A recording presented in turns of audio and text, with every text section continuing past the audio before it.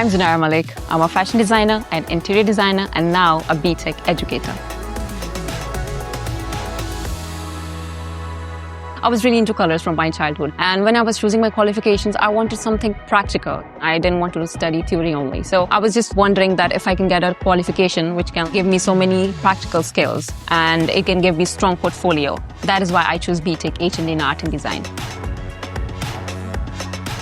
It gave me space to explore, experiment, and conceptualize my ideas that was in my brain. So that's why I just chose it. And I love doing it.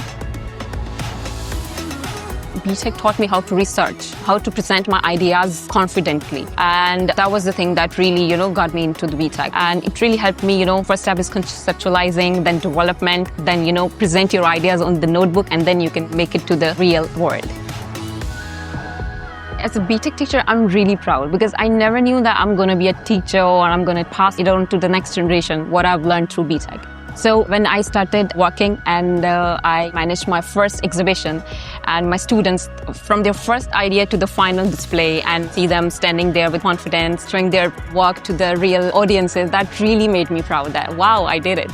And I used the same process I learned during my BTEC H&D, and that really helped me through and my students as well.